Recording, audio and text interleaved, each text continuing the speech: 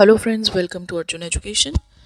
आज हम करने वाले हैं unit 28 of English grammar in use, fourth edition by Raymond Murphy. So इसमें हम डिस्कस करेंगे the usages of must and can not या फिर कांट। तो इसके बारे में बात करते हैं, लेकिन पहले अगर आपने हमारा चैनल अभी तक सब्सक्राइब नहीं किया है तो प्लीज़ इसे सब्सक्राइब कीजिए और बेल आइकन ज़रूर प्रेस कीजिए ताकि हमारे आने वाले वीडियोस की नोटिफिकेशन आपको मिलती रहे। तो चलिए शुरू करते हैं यूनिट 28 मस्ट एंड कांट। तो सबसे पहले सेक्शन ए में हमें यहाँ पे एक एग्जाम्पल दी रखी है। एग्जाम्पल सिचुएशन में दो लोग बात कर रहे हैं और लड़की कह रही है my house is very near the motorway, और आगे से वो लड़का कह रहा है it must be very noisy. So इसका मतलब क्या है कि वो लड़की कह रही है कि मेरा घर जहाँ से मोटर्स चलती हैं, कार्स चलती हैं, वहाँ से बहुत नज़दीक है। तो आगे से वो आदमी कह रहा है it must be very noisy, क्योंकि जहाँ से कार्स चलती हैं वहाँ पे बहुत शोर होता है, तो यह इसलिए आपके घर के पास तो बहुत शोर होता होगा। So the house must be very noisy, वहाँ पे शोर होता ही होगा। तो मस्ट हम कहाँ पे लगाते हैं? जहाँ पे हमें लगे, हम पूरी तरह से इस बात पे विश्वास करते हैं कि कुछ होता ही होता होगा। जैसे घर मोटरवे के पास है तो वहाँ पे शोर होता ही होगा, तो इसलिए the house must be very noisy. So जहाँ पे हमें लगे यही शोर होते हैं, हम बहुत बिलीव करते हैं कि ऐसा ही होगा, वहाँ पे हम मस्ट लगाते हैं। यहाँ पे और एग्जाम्पल्स हमें दे रखी हैं। You have been travelling all day, you must be tired, कि तुम सारा दिन ट्रैवल में रहे हो, इसलिए ट्रैवलिंग जो है वो बड़ा टायरिंग और थकाने वाला प्रोसेस है, इसलिए तुम थके होंगे। तो यू मस्ट बी टायर्ड, तुम थके ही होंगे। जो इज़ अ हार्ड वर्कर, जो, you must be joking, he doesn't do any thing. कहते एक किसी ने कहा जो बहुत मेहनत करता है, तो आगे से उसे जवाब मिलता है जो मजाक कर रहे हो वो तो कुछ भी नहीं करता। तो जो कुछ भी नहीं करता तो कोई उसे हार्ड वर्कर कह रहा है तो वो मजाक ही कर रहा होगा। Then you must be joking, तुम मजाक कर रहे हो। Louise must get very bored in her job, she does the same thing every day. Louise सारा दिन बोर हो जाती होगी, वो सारा दिन एक ही काम करती है, तो वो एक ही काम करने से she must get a very bored, तो वो बोर हो ही जाती होगी। I am sure Sally gave me her address, I must have it somewhere. तो इसमें कोई बता रहा है कि मुझे विश्वास है, आई एम श्योर, कि सैली ने मुझे अपना एड्रेस दिया था, मैंने कहीं पे रख दिया होगा इसे। दिया था ये तो श्योर है, इसलिए मेरे पास होगा, मैंने कहीं पे रख दिया होगा। तो जिस बात पे हमें बहुत विश्वास हो, अगर हम उसके बारे में कोई बात कर रहे हैं तो वहाँ पे मस्ट आता है, जब हमें लगता है कि कुछ होगा ही होगा, यही होगा जो मैं सोच रही हूँ, तो वहाँ पे मस्ट लगता है। यू कैन यूज़ कांट या फिर can not to say that you believe something is not possible, और अगर हमें लगता है कि ऐसा कभी नहीं हो सकता, पॉसिबल ही नहीं है, तो वहाँ पे हम कैन नॉट लगाते हैं। अफर्मेटिव में हम मस्ट या मस्ट नॉट लगाते हैं।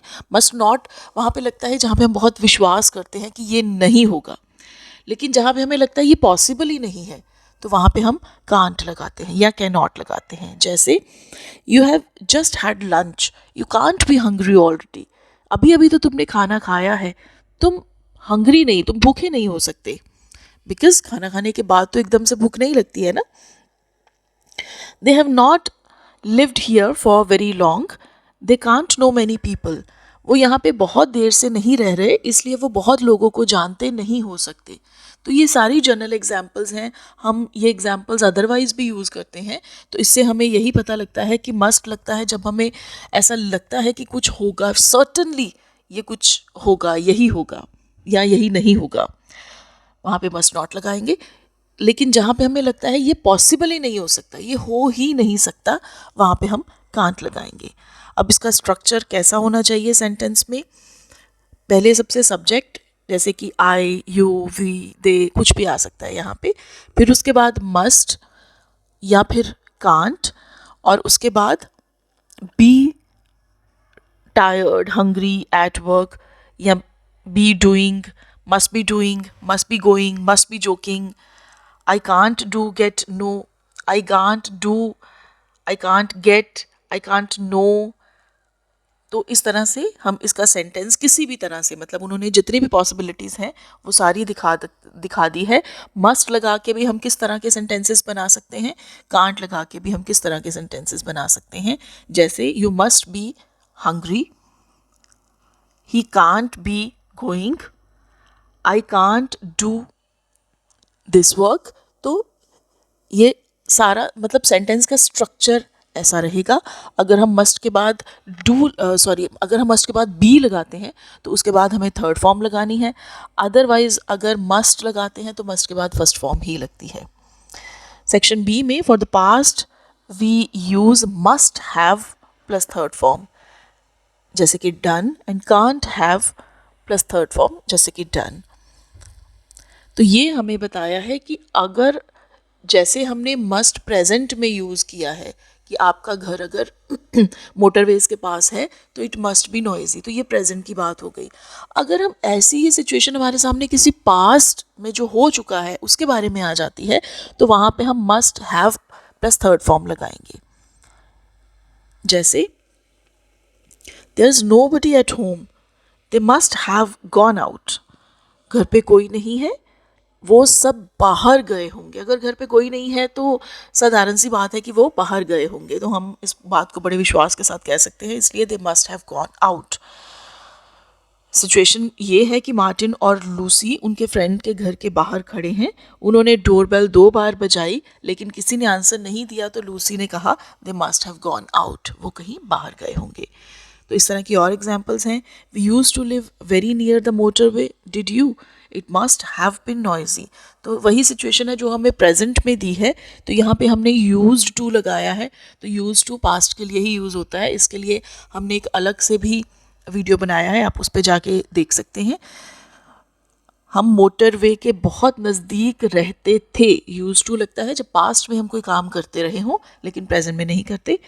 तो वो कहता है अच्छा फिर तो बहुत शोर होता होगा वहाँ पे, तो ये पास्ट की बात है। I have lost one of my gloves, you must have dropped it somewhere. कहते हैं कि मैंने I have lost one of my gloves, एक ग्लव, जो ग्लव के पेयर में से एक ग्लव जो है वो गुम हो गया है। तो दूसरा सामने से जो भी है वो कहता है कि शायद तुमने कहीं पे इसे गिरा दिया होगा। तो जाहिर सी बात है अगर नहीं मिल रहा तो कहीं गिर गया होगा। सारा has not contacted me, she can't have got my message. सारा ने मुझे कॉन्टैक्ट नहीं किया तो उसको मेरा मैसेज ही नहीं मिला होगा। Tom walked into a wall, he can't have been looking where he was going. Tom दीवार में जाके, चलता चलता दीवार में जाके जो था बीच में टकरा गया। तो इसका क्या मतलब है? इसका मतलब यही बनता है कि वो देख नहीं रहा होगा कि वो कहाँ पे चल रहा है। He can't have been looking, वो देख नहीं रहा होगा कि वो कहाँ जा रहा है। तो इसकी स्ट्रक्चर कैसे है? पहले हम सब्जेक्ट लगाएंगे, जैसे आई, यू, ही, शी, इट, कुछ भी। फिर मस्ट लगेगा या कांट लगेगा सिचुएशन के अकॉर्डिंग। फिर उसके बाद हैव लगेगा। फिर उसके बाद बिन भी लग सकता है और थर्ड फॉर्म भी लग सकती है। बिन लगता है जब हमें कुछ पैसिव में बनाना होता है, जैसे you must have been asleep at work etcetera.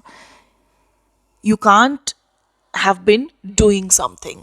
सो इस तरह से हम पैसिव में बना सकते हैं। अगर हम पैसिव में नहीं बनाना चाहते हैं या सिचुएशन की रिक्वायरमेंट पैसिव की नहीं है तो हम इसको इस तरह से भी बना सकते हैं, I must have gone somewhere, you can not have got to know this. तो इस तरह के हम कितने ही सेंटेंसेस बना सकते हैं, लेकिन स्ट्रक्चर यही रहेगी।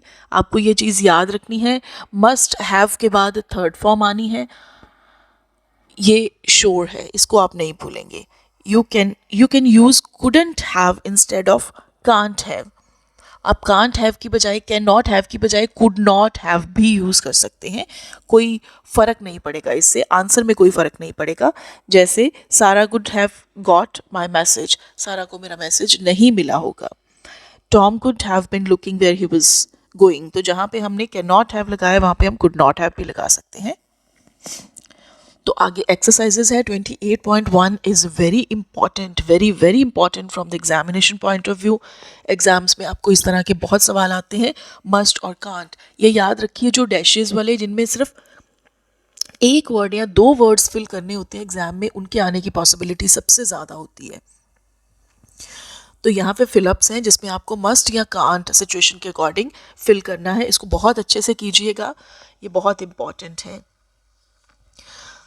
तो जो भी हमने वीडियो में किया, मेरे ख्याल से आई होप आपको समझ आ गया होगा और आप इन एक्सरसाइजेस को करके देखिए और आप अपने आंसर्स को टैली कर सके, इसलिए मैं यहाँ पे कीज़ भी डाल रही हूँ। आप देखिए आपसे कहाँ गलती हुई।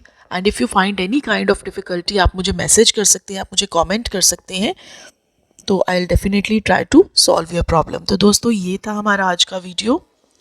अगर आपको ये वीडियो अच्छा लगा हो तो प्लीज़ इसे शेयर कीजिए, लाइक कीजिए और हमारे चैनल को सब्सक्राइब कीजिए।